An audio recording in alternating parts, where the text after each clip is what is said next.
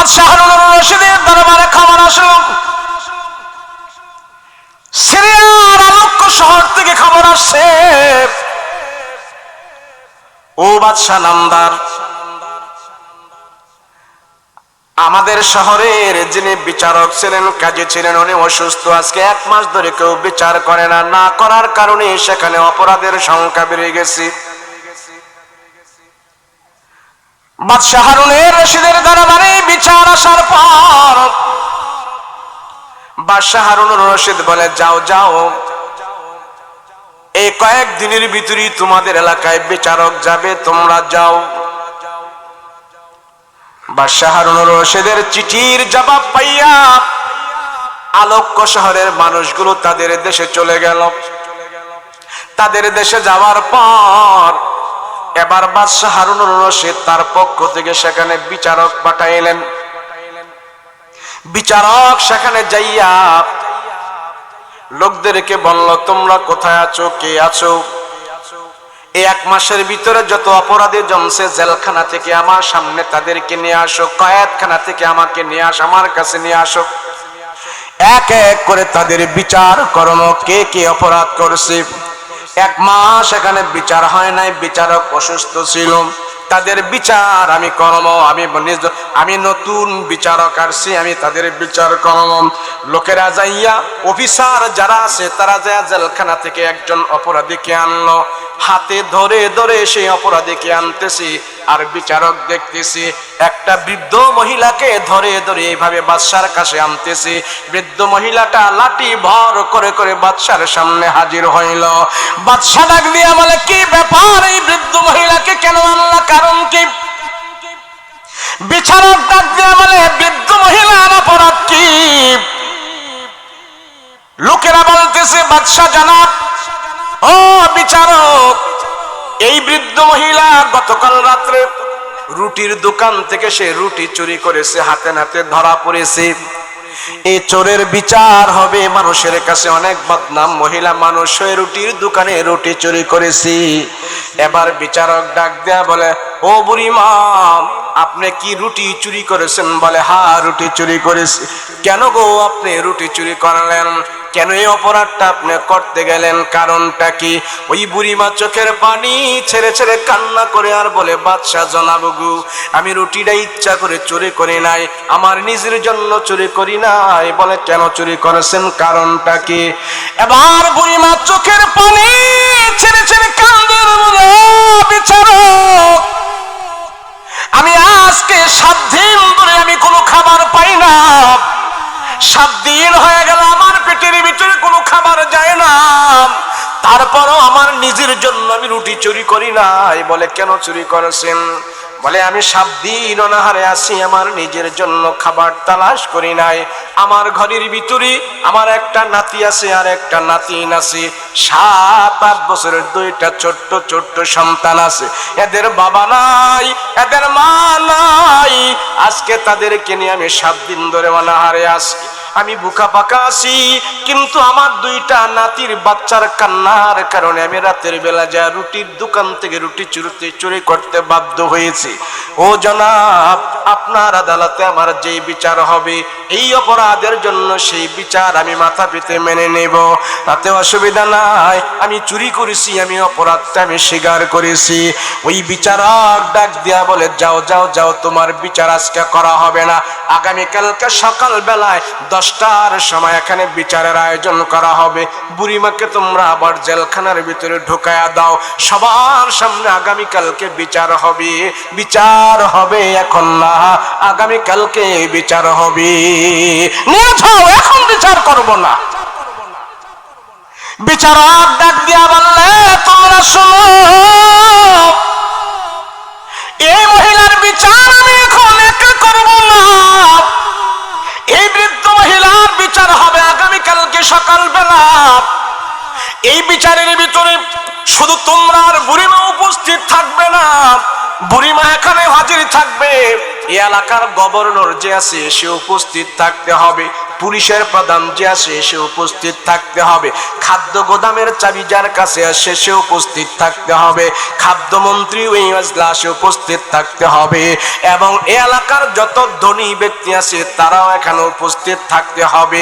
সবার সামনে বিচার করা হবে। বিচারক যখন এই ঘোষণা করে দিল, সবাইকে আগামীকাল সকালবেলা 10টার সময় হাজির করা হলো। আগামীকাল সকালবেলা 10টার সময় বিচারকের সামনে হাজির হয়েছে পুলিশ প্রধান, গভর্নর হাজির হয়েছে, খাদ্যমন্ত্রী হাজির হয়েছে, এবার ধনী লোকদেরকে হাজির করা হয়েছে। বিচারক ডাক দিয়ে বলে, যাও জেলখানার ভিতর থেকে বুড়িমাকে নিয়ে আসো। বুড়িমাকে আবার ধরে ধরে যখন নাকি ভরা মজলিসে হাজির করলো, বিচারক ডাক দেয়া বলে, বুড়িমা আপনার কথা আপনি বলেন কেন, আপনি চুরি করেছেন?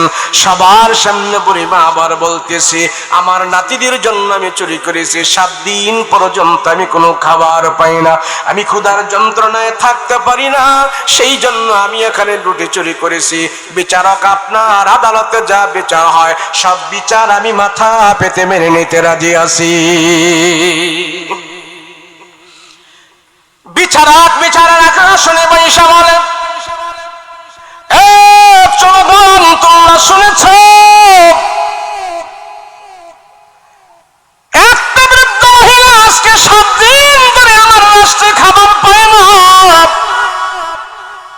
আমি বিচারক শুধু বুড়িমার বিচার করব না, এই বুড়ি খাবার না পাওয়ার পিছনে তার কোনো দোষ নাই, চুরি করার জন্য তার কোনো দোষ নাই, তারে রাষ্ট্র চুরি করতে বাধ্য করেছি। তোমরা যারা ধনী আছো তার খবর নাও নাই কেন? এই শহরের গভর্নর যে আছে বুড়িমার খবর নাও নাই কেন? 10 বছর ধরে তোমরা ক্ষমতা চালাও, 50 বছর ক্ষমতা চালাও, 20 বছর ক্ষমতা চালাও, আর একদিন ক্ষমতা চালাও, তোমাদের আদালতে যদি একটা মানুষ তোমাদের অত্যাচারে হাসারে, তোমাদের আদালতে যখন, আল্লাহর আদালতে যখন নাকি তোমাদের বিরুদ্ধে নালিশ করবে, যত ভালো রাষ্ট্র চালাও, যত ভালো সমাজ চালাও, একজনের হাহা কিন্তু আল্লাহর আদালতে কমল হয়ে যাবে। বিচারক ডাক দিয়ে বলে, গভর্নর কেন তুমি খবর রাখো নাই? এই বিচারকের আসলে বৈশা বিচারক নির্ধারণ করলো, বুড়ি রুটি চুরির অপরাধে তার শাস্তি হলো, তারে আমরা 100 বেত্রাঘাত করবো। আমি 100 বেত্রাঘাত তার জন্য ধার্য করা হলো, আর 100 দিরহাম তার উপরে জরিমানা করা হলো। এবার 100 দিরহাম জরিমানা আর 100 বেত্রাঘাত দেওয়া হবে। বিচারক ডাক দিয়া বলে, 100 বেত্রাঘাত বুড়ির হাতের মধ্যে দেওয়া হবে না। এ পয়সাওয়ালা ধনী, তুমি 20টা বেতের বাড়ি নিবা। এ গভর্নর তোমার জন্য 20টা বেতের বাড়ি, পুলিশ প্রধান তোমার জন্য 20টা বেতের বাড়ি, আর এই যেখানে বিচারক আছে আমি বাদশার পক্ষ থেকে আসছি, বাদশার জন্য 20টা বেতের বাড়ি নিযুক্ত করেছি। এই হলো 80টা বেতের বাড়ি, আর বুড়ির জন্য হবে 20টা বেতের বাড়ি। সেই জন্য 100 বেত্রাঘাত করা হবে চুরির অপরাধে। বুড়ি একা চুরি করে নাই, বুড়িকে আমরা চুরি করতে বাধ্য করেছি। সমাজের পয়সাওয়ালা ক্ষমতাওয়ালা তুমি যদি তার খবর নিতে, সে চুরি করত না। এলাকার গভর্নর যে আছে সে যদি খবর নিত, বুড়ি চুরি করত না। বাদশা যদি তার খবর নিত, বাদশার কারণে, খবর নেওয়ার কারণে বুড়ি চুরি করত না। কিন্তু বুড়ি চুরি করেছে, আমাদের সবার অপরাধ এখানে আছে, আমরা তার অপরাধের জন্য হাত পেতে আমরা বাড়িগুলো নেব। বাদশা ডাক দিয়ে বলে, উপস্থিত তোমরা শোনো, যে বাদশাহ, আমি তো বিচারক, বাদশার পক্ষ থেকে আমি এসেছি, আমি একজন বিচারক, আমিও 20টা বেতের বাড়ি নেব। ওই বিচারক নিজের হাতে 20টা বাড়ি দিল, টান টান করে 20টা বেতের বাড়ি বলে, আমাকে দাও। এবার হাত পেতে দিছে, 20টা বেতের বাড়ি টাস টাস করে যখন নাকি বিচারকের হাতের মধ্যে দিছে, বুড়িমা তাকায় দেখে হাতগুলো লাল হয়ে গেছে, চামড়াগুলো ঠসে গেছে, লাল হয়ে গেছে, ফেটে ফেটে রক্ত বের হয়ে গেছে। 20টা করে বেতের বাড়ি সবাইকে দিল, 80টা বেতের বাড়ি, আর বুড়িমাকে দিল 20টা বাড়ি, 100 বেতের বাড়ি হয়ে গেল। এবার বাদশা বলে, এবার বিচারক বলে আমি জরিমানা দিলাম 50 দিরহাম, তোমরাও জরিমানা দাও 50 দিরহাম, তুমি জরিমানা দাও 50 দিরহাম। এমন করতে করতে 300 দিরহাম জরিমানাও পড়ছে। 100 দিরহাম বিচারক কোষাগারে দিয়া দিছি, আর 20 দিরহাম রুটিওয়ালাকে দিয়া দিছি, বাকিগুলো বুড়ি মাকে দান করে দিয়েছি। এবার সব বিচার কাজ সম্পাদন করার পর বিচারক ডাক দেয়া বলে, বুড়ি মা আগামী কালকে আপনি এখানে থাকবেন না, কয়েকদিন পরে আগামীকাল থেকে আপনার 1 সপ্তাহের ভিতরে আপনি এখানে থাকবেন না, ওই বাদশা হারুনের রশিদের দরবারে আপনি চলে যাবেন। ওখানে যায় আপনার জনসম্মুখে আপনার আরো বিচার করা হবে। সেখানে বিচারটা আপনার হবে না, আপনাকে সেখানে কিছু পুরস্কার করা হবে। বিচার করা হবে না, আপনার পুরস্কার দেওয়া হবে। বিচারক এই বিচার করে যখন নাকি চলে গেল,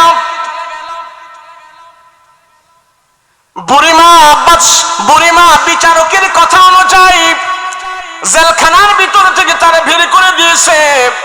বুড়িমাকে ধরে ধরে সেই বাদশাহ হারুনুর রশিদের দরবারে হাজির করা হইল। এবার বাদশাহ হারুনুর রশিদের দরবারে যাওয়ার পর বুড়িমা দেখতেছি অনেক লোক সেখানে জমা হয়ে গেছে, অনেক লোক সেখানে জমা হয়ে গেছে, সর্বপ্রকারের লোকের সেখানে উপস্থিতি আছে, বহুত মানুষ সেখানে আছে।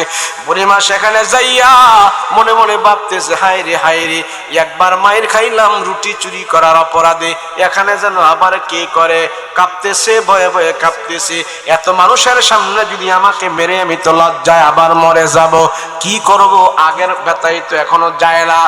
বিচারক আমাকে সেখানে বিচার করেছে, এখন আমাকে বাদশা আবার বিচার করবে। বাদশা হারুনুর রশিদের দরবারে আসছি। হায় রে, বিচারক এমন বিচার করেছে, আমার হাত এখন লাল করে ফেলেছি। আবার বাদশা এখন বিচার করবে, আমাকে বলেছে পুরস্কার দেবে। কি পুরস্কার আমাকে যেন দেয়? যদি পিটায় আমাকে আদামারা করে যদি পুরস্কার দেয়, তাইলে আমি কি পুরস্কার নেব? এবার বুড়িমা যখন নাকি মজলিসের মধ্যে হাজির হয়ে গেছে, চেয়ার থেকে উঠে একটা লোক বুড়িমার দিকে আগায় আসতেছে। বুড়িমা তাকা দেখে যে লোকটা আমাকে ওখানে আলোক্য শহরে বিচার করেছে, হাতের মধ্যে বাড়ি দিয়েছি, ওই লোকটাই দি বাদশার চেয়ার থেকে উঠে উঠে আমার কাছে আসতেছে। বুড়িমা জিজ্ঞেস করে, বিচারক বাদশা হারুনুর রশিদ কোথায়? আমি ওনার সাথে একটু দেখা করব। আপনি তো আমাকে সেখানে বিচার করে আসছেন, আবার এখানে আমাকে বিচার করবেন? আমি তো আপনাকে সেখানে দেখছি, কিন্তু হারুনুর রশিদ বাদশাকে আমি কোনোদিন দেখি নাই। আমি একটু তারে দেখতে চাই, তাকে আমি একটু দেখতে চাই, তার হাতে পায়ে ধরে আমি ক্ষমা করে নেব। বিচারক ডাক দিয়া কয়, বুড়িমা তুমি হারুনুর রশিদ বাদশাকে দেখো নাই, বিচারককে দেখেছো। এই যে চেয়ারটা দেখতেছো, এই চেয়ারটা সবাইকে জিজ্ঞেস করে জানো, এটা হলো বাদশার চেয়ার। এই চেয়ার আর কেউ বসে নাই, এই চেয়ার থেকে তো আপনি এখন উঠে আসছেন। ওই বুড়িমাকে বাদশা হারুনুর রশিদ বলে, আমি তোমাকে যখন নাকি আলোক্য শহরে বিচার করতে গিয়েছিলাম, বাদশা হয়ে যাই নাই, আমি হারুনুর রশিদ সেখানে বিচারক হয়ে গিয়েছিলাম। ওখানে যায় আমার হাতের মধ্যে দেখো 20টা বাড়ি আমি নিয়েছি, দেখো আমার হাত এখন লাল হয়ে আছে, এখনো আমার হাতের ব্যথা যায় নাই। বুড়িমা চিৎকার করে বলে, ও বাদশা,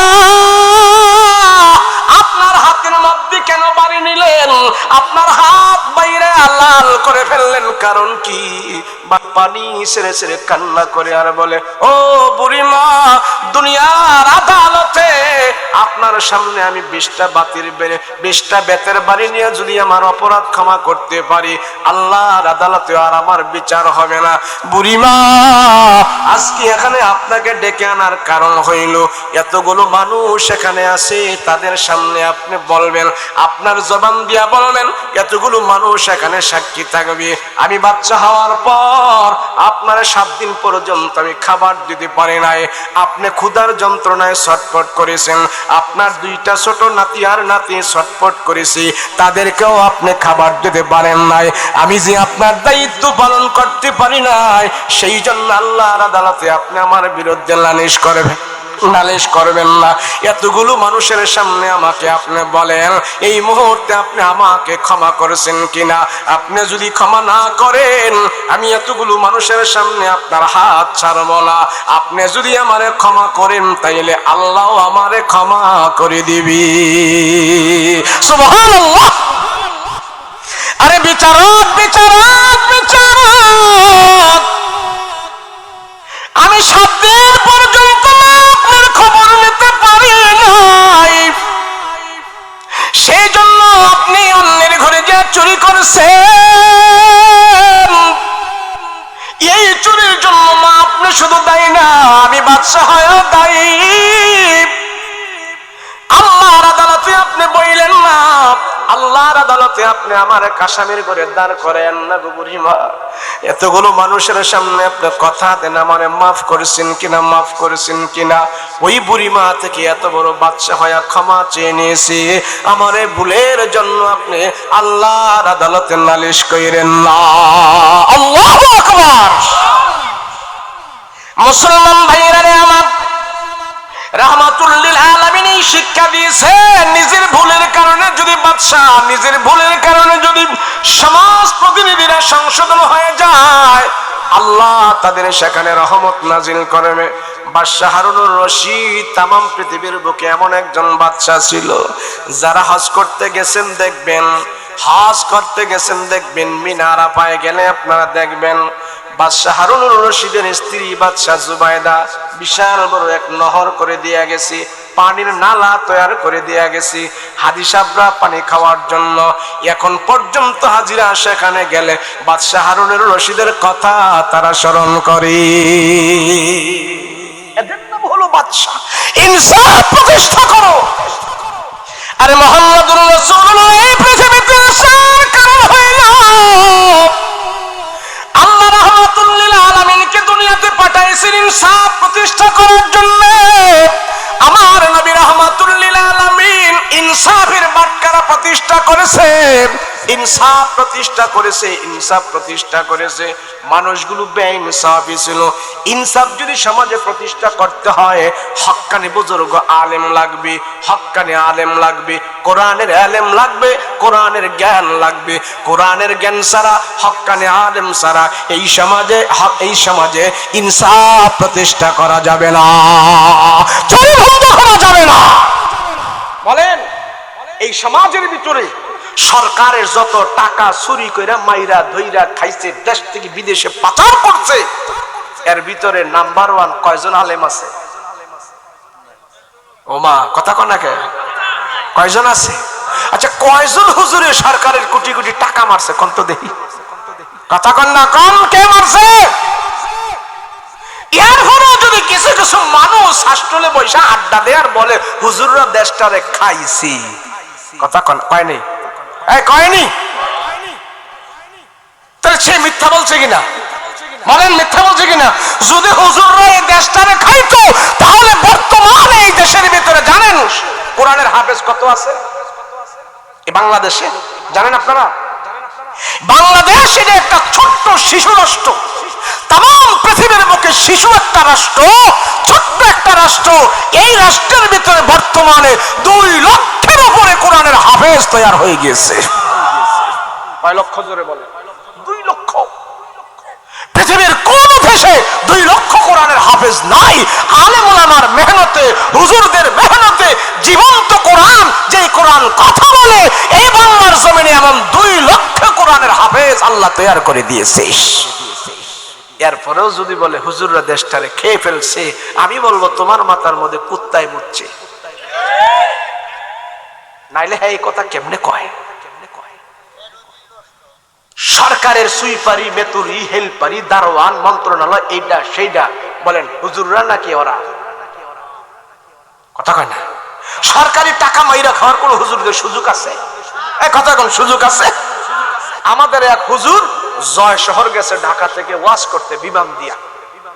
আপনাদের তো এখানে মাদ্রাসার মাহফিল, তো জয় শহরের রওনা নিছে বাজারের ওয়াজ করতে।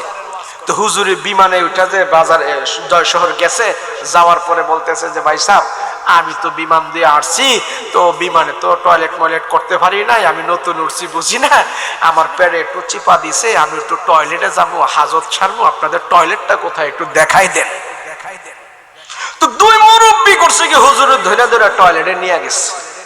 তো হুজুর ঢাকা শহরের হুজুর, তো উনি টয়লেটে যায় দেখে বাজারের টয়লেট, বুঝলে তো কি অবস্থা, বিড়ির গন্ধ, সিগারেটের গন্ধ, আবার ভাঙ্গা চুরা, পানি টানি নাই। হুজুরের টয়লেটের ভিতরে ঢুইকা দেখে, আল্লাহ, এটার ভিতরে কেমনে টয়লেট করবো? মানে হুজুর এই টয়লেট দেখা রুচি আর হয় নাই, টয়লেট আর করে নাই। হুজুরে কয় না, এটা বৈশা টয়লেট করার চাইতে আমার ফ্যাডের ময়লা ফ্যাডে থাকুক, এখানে বৈশা নষ্ট হওয়ার দরকার নাই। তো হুজুরের চিপ্পা চিপ্পা আয়া পড়ছে, আয়া সেরা মুরব্বী করে বলতেছে, মুরব্বীরা, আপনাদের বাজারে এত বড় বড় ব্যবসায়ী, লক্ষ লক্ষ টাকা পয়সা আপনারা কামান, কিন্তু আপনাদের টয়লেটের এই অবস্থা কেন? এত টাকা পয়সা দিয়ে আপনি টয়লেট গুলো ঠিক করতে পারেন না আপনারা?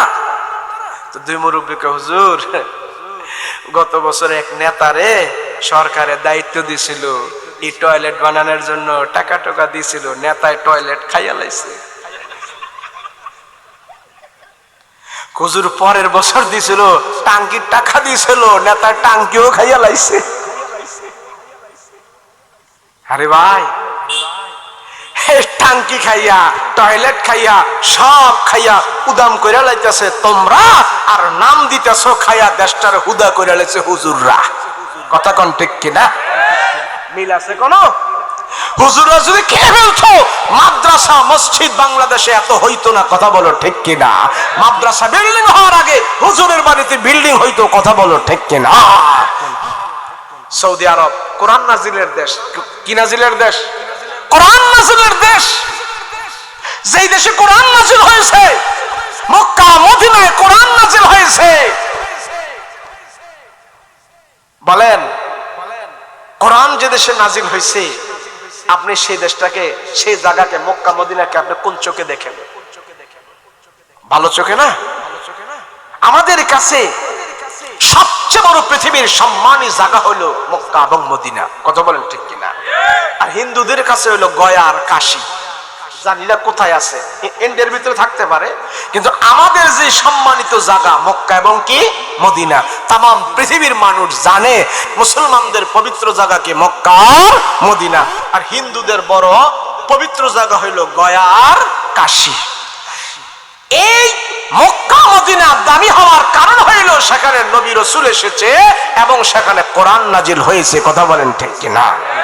সেই মক্কা মদিনায় যখন কোরআনের প্রতিযোগিতা হয়, মক্কায় যখন নাকি 100, 120টা, 130টা, 150টা দেশ থেকে যখন সারা দুনিয়া থেকে 550টা দেশের জীবন্ত কোরআন, হাফেজ কোরআন সেখানে প্রতিযোগিতা দেওয়ার জন্য যায়, ওইখানে বাংলাদেশেরও ক্ষুদ্র হাফেজরা সেখানে অংশগ্রহণ করে। 150টা দেশের ভিতর থেকে বাংলাদেশের নামটাও সেখানে থাকে। যখন এখন বলতেছে যে প্রতিযোগিতা দিবে, এখন পাকিস্তান থেকে আসছে মোহাম্মদ অমুক, তার নাম বলে, তো পাকিস্তানের সে যায় গিয়া কোরআনের থেকে প্রশ্ন করে, তার সে পড়তে থাকে, উত্তর দেয়। এভাবে ইন্দোনেশিয়া থেকে আসে, মালয়েশিয়া থেকে আসে, একজন একজন করে এসে প্রতিযোগিতা দিতেছে।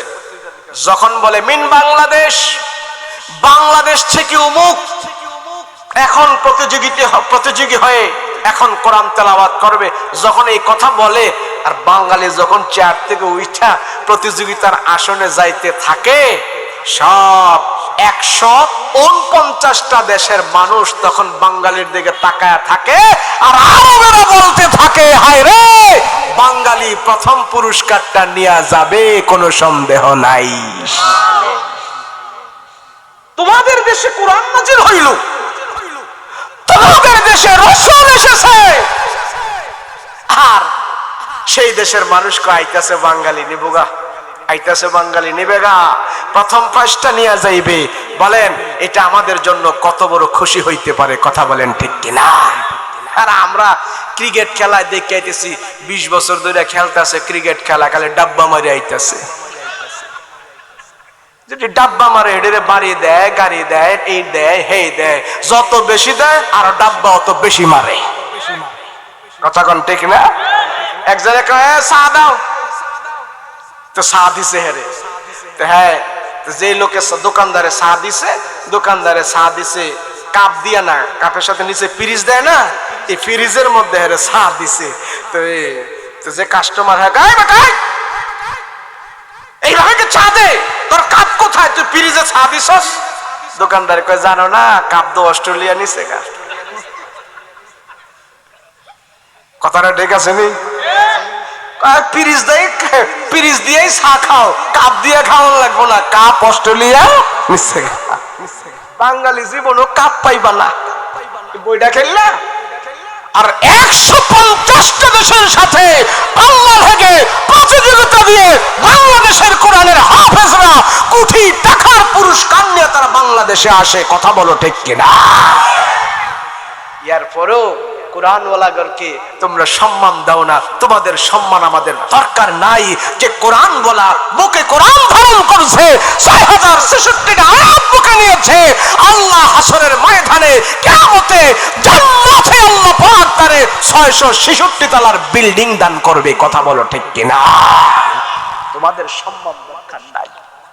কেউ কেউ বলে হুজুর ফুলারে তো হাফেজ বানাইতে চাই, মৌলবি বানাইতে চাই, মাওলানা বানাইতে চাই। হুজুর হ্যাঁ যদি মৌলবি হয় তো হ্যাঁ নিজেই খাইবো কি, আম করে খাওয়াইবো কি? মৌলবি তো বেতন টেতন কম আছে না? না নাই কায় মৌলবি হ্যাঁ কি খাইবো, আম করে কি খাওয়াইবো? তা আমি এমন একটা পাইছি, আমি কই আপনি খাওয়ানোর চিন্তা করেন, পোলায় আপনারা খাওয়াইবো কি? এর জন্য হাফেজ বানান না, আলেম বানান না। দেখি তো অবস্থা এমন হয়, আমি কে আমার লগে আপনি 8 দিন গাড়ি দিয়ে ঘুরেন, কত খাইবেন? খাওয়ানোর ঠেলে আপনি আব্বা ডাকবেন, আব্বা আমার আর খাওয়াইস না। খাওয়ানোর লেগে বলে পোলায় আলেম বানায় না, ও বলদ না। খানা রিজিক এমন একটা জিনিস, আমি আলেম হই, জেনারেল হই, ব্যবসায়ী হই, শিক্ষিত হই, মূর্খ হই, আমার রিজিকে যেটা আছে মৃত্যুর আগে সেই রিজিক আজরাইল যেমন মৃত্যুর আগে আমার সাথে সাক্ষাৎ করবে, আমার ভাগ্যের রিজিকও আমার মুখের মধ্যে, আমার পেটের মধ্যে, আমার জীবনে আমার রিজিকও আমার সাথে সাক্ষাৎ করবে। আর হে রিজিকের জন্য পোলারে আলেম বানায় না। কথা কোন ঠিক কিনা? হাফিজ বানান, আলেম বানান। আপনার সন্তান আপনার কবরের পাশে যখন দোয়া করবে, এর চাইতে আপনার বড় সম্পদ আর পৃথিবীতে হতে পারে না। কথা বলেন ঠিক কিনা?